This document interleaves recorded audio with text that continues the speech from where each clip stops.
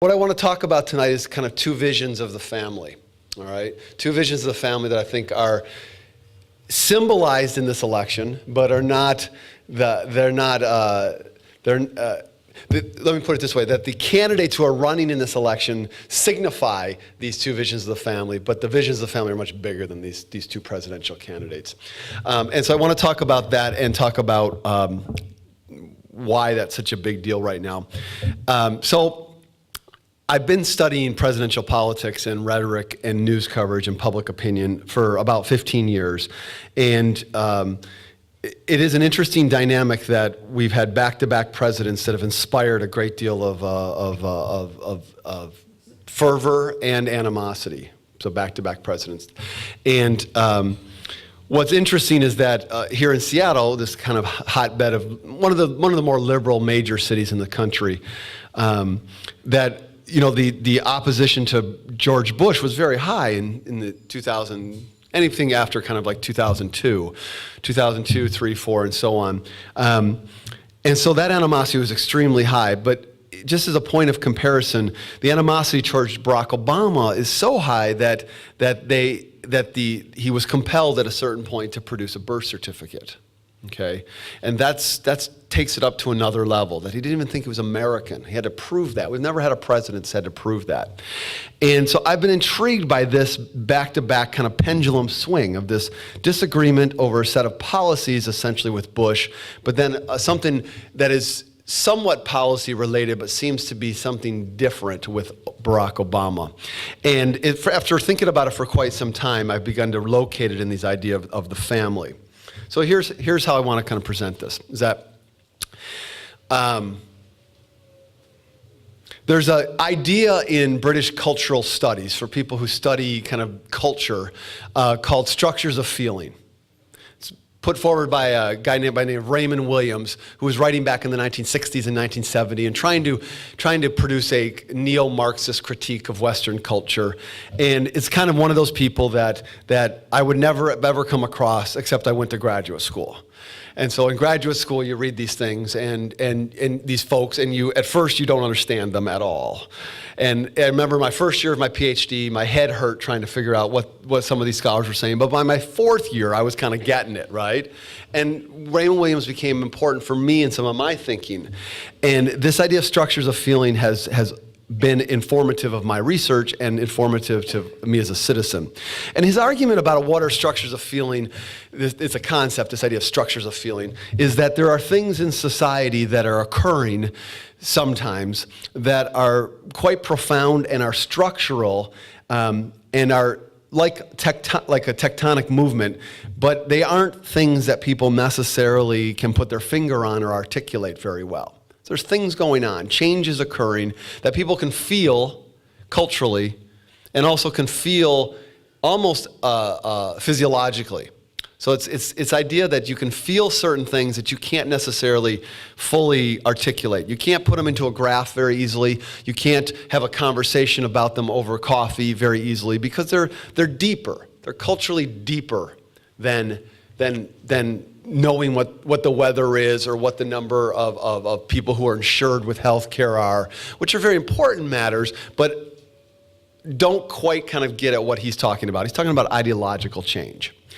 And this kind of process of this kind of dynamic of structures of feeling, Williams argues, is often only recognizable when there's these grand changes, only recognizable in retrospect, when those changes have become codified and put into policies in ways that you wished you would have kind of articulated and known at the time, and you felt, but you weren't really clear about, and then they become in retrospect eminently clear.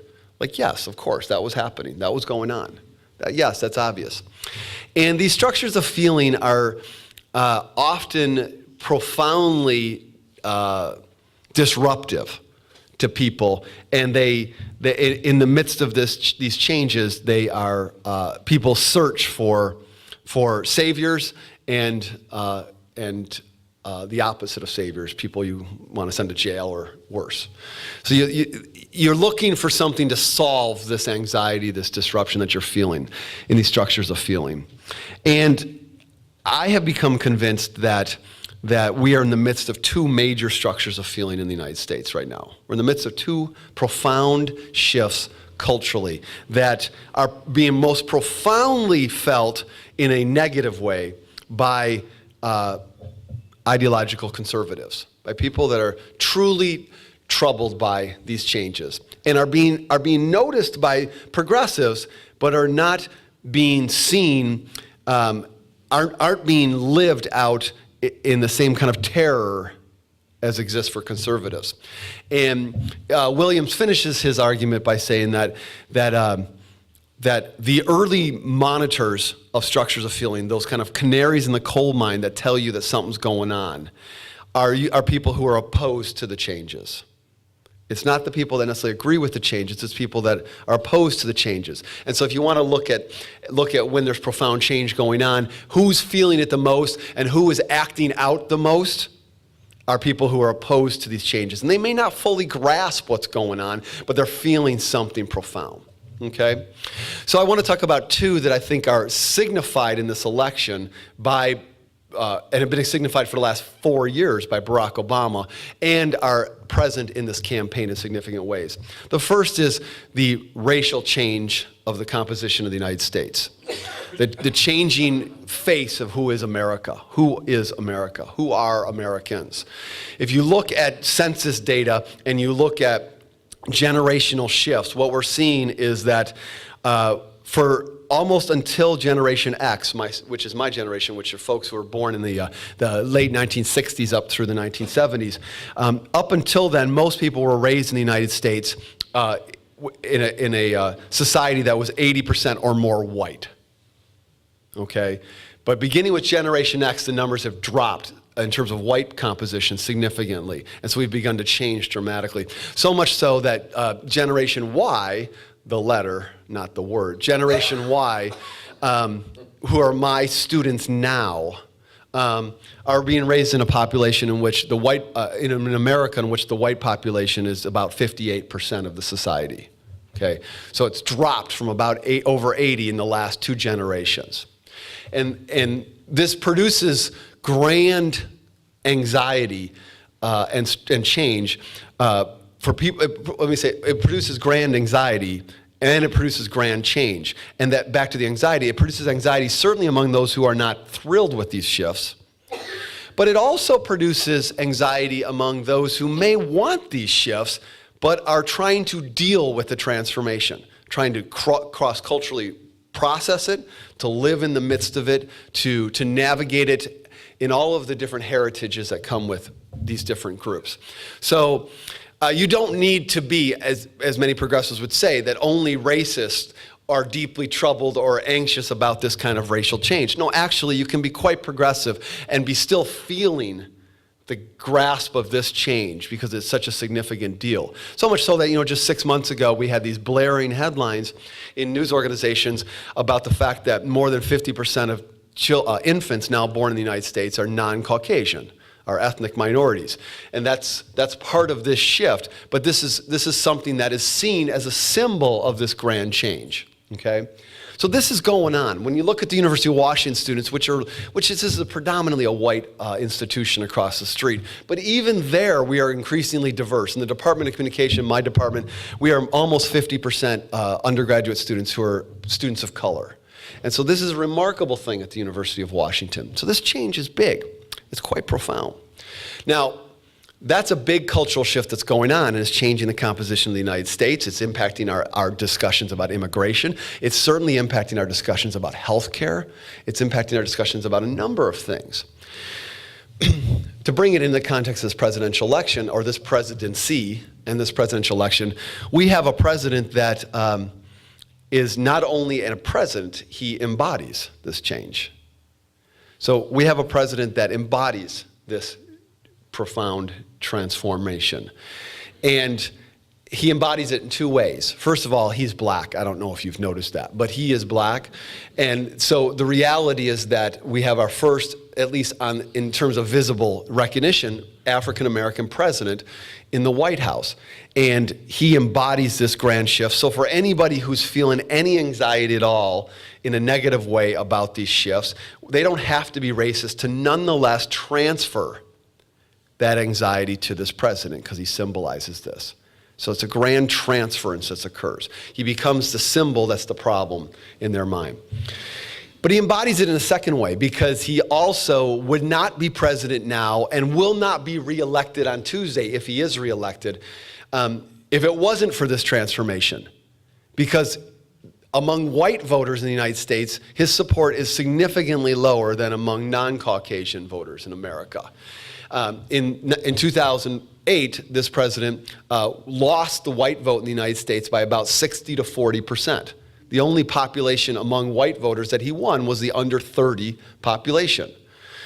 And he won them 66 to 34.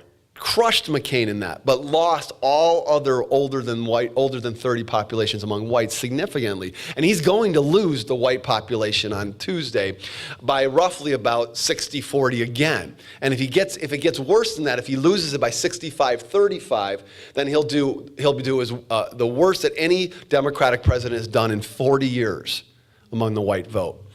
So he's only president because people of color elected him in very high numbers. And because that population was growing and had gotten big enough in American society to become a political force. So his reelection on Tuesday hinges upon those voters coming out again, and with the changing composition of this society, so that if he loses the white vote worse on Tuesday than he lost the white vote in 2008, he can still be elected because the population that is now non-white has increased by a couple more percent since 2008. So his election and possible re-election hinges dramatically upon this shift that's occurring in our population. So we've got this guy who's the president, and forget all the policies, forget anything else about him. He embodies this tectonic shift that's going on in our society. And because of that, for many Americans, he is both the savior, because for people who might want this and embrace this multiculturalism, they look at him and say he's what my colleague Relina Joseph calls the exceptional multiracial. Okay, he's the one who is our future. He's the grand Messiah. And for those who are opposed to this shift or are just feeling anxious about it in a deep way, they look at him and they say, I don't know what it is, but you're a problem and I don't like you. I'm going to oppose you with everything I got. I'm going to make sure that we never give you a vote when we're in Congress. We're not going to agree with you on anything. We're going to oppose anything you do, anything. So we've had unprecedented obstruction to this president. So this first shift is something that we live in the midst of. And the thing is, you got to get out of Seattle to feel a little bit of this. Seattle is such a white place tremendously and doesn't have the multiculturalism in the same way. But I've had the privilege with students over the last 9 months traveling around the country, covering the Republican primary and covering presidential politics and going to states from everything from South Carolina to Nevada, Colorado, Pennsylvania, Virginia, and so on to about 15 states, and seeing this play out across the country, this symbolism that this president has, and tied to this racial shift. The second profound structure of feeling that is ongoing is got to do with definitions of marriage. Who gets to marry and who counts in the marital concept, okay? If you look at attitudes about same-sex marriage or marriage equality or gay marriage, pick the terminology that you want to use. The reality is that the shifts on this issue are moving very rapidly in the United States, more rapidly than people can kind of keep track of. And you know, on Tuesday, this is one of two states where you have a chance to, for the first time, affirm a legislature decision in the state that same-sex marriage is legal and should be fully constitutional. So in Maryland and here, we have that chance to affirm that without judicial fiat. This is moving very quickly. We also have a chance on Tuesday, not in this state, but in Maine, to repeal a law that banned same-sex marriage that was passed in 2008. So 4 years later, that same law is back on the books, but now the attempt is to repeal that, which had banned it in 2008. So things are moving very quickly. In 2012, earlier this year in North Carolina, they passed a constitutional amendment banning same-sex marriage, in fact, banning civil unions as well. And the primary proponent of this bill, a Republican in the state legislature there, the Speaker of the House, a few days before the bill passed, before the state voted on it, it was an initiative that went to all the citizens of the state after being passed by the legislature because it was a constitutional amendment. The primary proponent of this stood up in the well of the House of Representatives in the North Carolina State House and said, we're going to pass this on Tuesday, and indeed they passed it 60-40 as a statewide vote. He said, we're going to pass this on Tuesday, and then in 20 years, you will repeal this. That's absolutely true.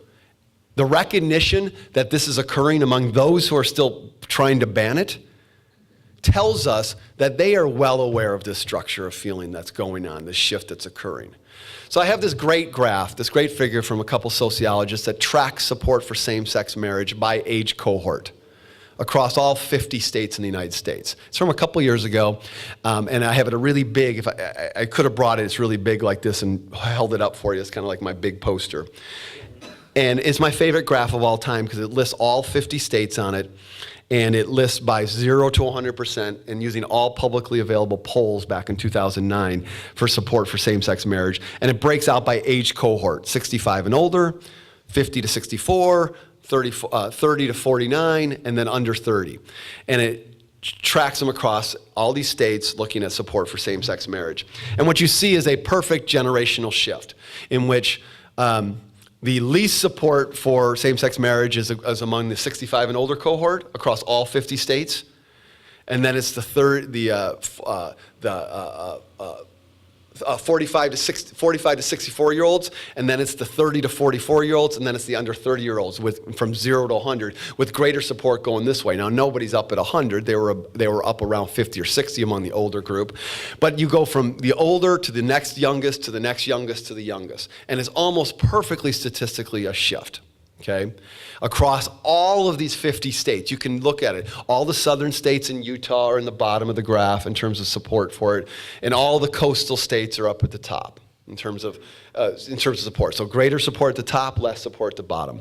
But here's the kicker to the point, is that when you draw a line from the greatest state, the state with the greatest support among over 65-year-olds, which is Massachusetts, in this graph. Greatest support. They're about 30% among 65 and older folks for support for same-sex marriage. That's the highest of any 65 and older cohort for any of the 50 states. When you draw a line straight down the graph, this big line straight down the graph, and you take it to the bottom, you see that actually the greatest support for 65 and older, among 65 and older cohorts for same-sex marriage is less than the least support in any state for the under 30s. 65 and older folks on same-sex marriage in Massachusetts look like 30-year-olds and under in Alabama on same-sex marriage. It's almost exactly a line straight down. So you have this incredible generational replacement, what political scientists call generational replacement. And this dynamic of who gets to marry, who gets to vote on marriage, who gets the legal, who gets the cultural benefits of marriage, is also embodied by this president, who may be kicking and screaming, but came to address and support same-sex marriage in May. So apparently taking the position that being black wasn't tough enough for him politically, that he decided that he would come out in support of same-sex marriage, the first president to ever do anything like this, and in the midst of a re-election campaign. So there are all kinds of reasons this guy has let down progressives, but there are all kinds of things that he's had to overcome too. And the reality is that he embodies now that same-sex marriage shift in a way that he would not have embodied before. So he's African-American with this structure of feeling shift on race going on, and he supports, at least personally, same-sex marriage, although he's not defending DOMA either and has presided over the repeal of Don't Ask, Don't Tell. So he embodies it in all kinds of ways, this shift on marriage and the definition of marriage. this structure of feeling on marriage, like the structure of feeling on race, is again most apparently being manifested, the anxiety over this being most apparently manifested among people who oppose it. That they're deeply anxious and concerned about this issue and are mobilized around this in a way that is below the radar of most anybody in the city of Seattle who might be in this room, and are deeply engaged around this, so much so that they're given a pass. White evangelicals, who are the base Republican Party, are giving a pass for the presidency to a man that they're convinced is a member of a cult. Okay? Because they're willing to see this president as so disruptive to that notion of family and who gets to marry, that if they allow him to be elected, that not only is he going to be socialist, or so they say, is also going to be is going to enact certain definitions of marriage that are unacceptable. So we've got a presidency and a presidential campaign in which you have these two shifts that are occurring in our society that are fundamental to the American identity. Who we are racially and who we are in terms of marriage are not small matters. These are not like, what kind of clothes are you wearing today? These are fundamental to who this country is and always has been. Race is a tapestry element that has been woven throughout American history, and definitions of family, we've been fighting over those from the beginning. So the reality is that these have come to the fore in the early 21st century with this president in this moment. This is what is really at stake in this election. And you may already all be voting for Barack Obama. That's not my issue here. My issue is for us to recognize the tensions that are in play here, because whatever happens on Tuesday, whatever side ends up winning this election, and I can tell you right now, Obama's going to win, but whatever side wins this election, there's going to be significant cultural repair work that has to be done. And that's where the people in this room come in. What are going to be the steps that we're going to take once all of the emotion of this week is over? What are you going to do? All of that cross-cultural work that people in good progressive circles in Seattle are well aware needs to be done on race, it needs to be done with white people. What are you going to do on the kind of cultural connective work that needs to be done around definitions of marriage when our 74 passes by 15 points in this state? Okay? What are you going to do? Or if it fails by 15?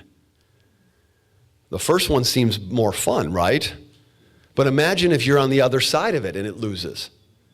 That isn't just, it is every bit as exhilarating on one side as it is terrifying on the other. If Rich Lane could write a book about Christian fascism, then he felt that very strongly about Bush. You have to recognize that every bit as strongly are the feelings around these issues too. And we are people as adults who have a chance to engage on these matters, to engage in a conversation tonight, but also to engage in some significant cultural way with people who may disagree with us. And I think that's the challenge I have for you, is do you want to do that work? I know who you want to win on Tuesday, and I know what issues you want to win. But I think there's more than that. There is. And these structures of feeling aren't going away after Tuesday. In fact, they're probably getting bigger. All right? So what are we going to do about that? Is it going to be your neighbor? Is it going to be someone at your synagogue? Is it going to be someone in your profession? Is it going to be someone in your family that you're going to have to talk honestly with and be vulnerable about? Because any reconciliation work that I've ever seen that actually works or been a participant in involves serious humility and honesty and often pain. So what are we going to do? Well, I would just say first we have to win on Tuesday. Then we have to be, if we do or you don't win on Tuesday, you got to be willing to recognize and to look at yourself and say, you know what? It's important that we come together And even if others don't want to come together, I can't let their behavior control my behavior. All right? Otherwise, you give them the power. Right? So for all the flaws of this president, and he's as flawed as anybody, the one thing that there are many deep things that I deeply admire about him, but one thing in particular is that, in my view, he has never given up on trying to work with people who disagree with him. Many people who are progressives want him to give up, want him to have quit, to have walked away, to have used majorities for different purposes in the Congress, to have just stopped. But to me, he has embodied that everyday reconciliation work. He's African American. He has been, from the moment he became a candidate, told that he's Muslim, not American, a socialist. And yet, every day he goes out there and does, I think he's a model of grace. So what about me as a citizen then? What about you as a citizen? What are we going to be after Tuesday, win or lose? I think that's the question I came to give you tonight. What are you going to do? Who are you going to be? Who's America going to be? What are we going to do after Tuesday? Because wherever you stand, wherever you sit, there's going to be a lot of work to be done. Okay?